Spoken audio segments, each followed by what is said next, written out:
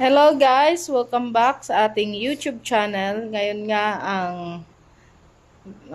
vlog natin for today ay surprise natin si Lola Maria ng good news para tuluyan na siyang gumaling at makauwi sa kanyang bahay. So, buti at gising si Lola. Tanungin natin siya kung kumusta na kaya siya. Lola, kumusta na? Pakiramdam nyo? Mapanood, Namamanhid daw siya. barangga, Naiinitan daw siya. Naiinitan kayo, Lola. Naka-aircon na kayo.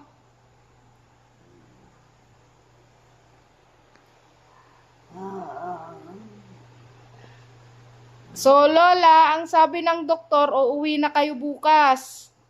opo, Oh, may good news ako sa inyo, Lola. Kasi, nagpakabit na ako ng kuryente nyo.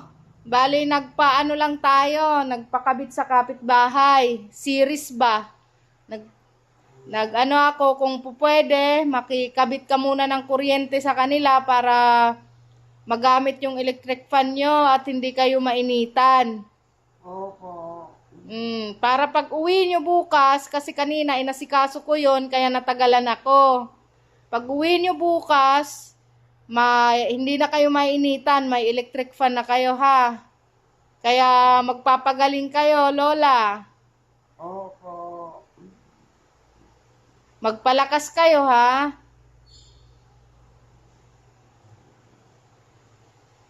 Magpapalakas kayo, Lola, I promise. opo, Sige. So, yan nga. Magpapalakas daw si Lola at sana ay gumaling na siya. Yun lang.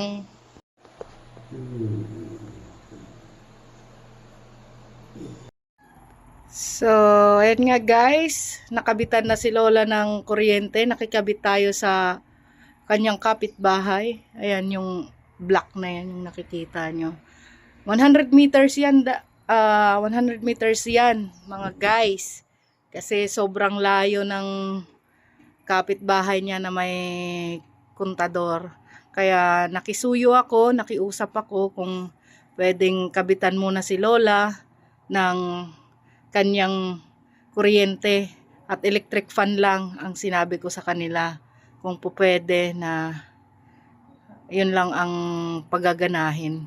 Para naman ay maging maayos ang pagtira dito ni Lola, ang kanyang pagbabalik sa kanyang bahay. So, ayan nga, ayan, tinesting natin. Ayan, nakasaksak lang dyan. Tinesting natin yan. Ayan, gumagana naman. Kaya, ready na para bukas si Lola. Yun lang, salamat sa panonood nyo. Thank you and God bless.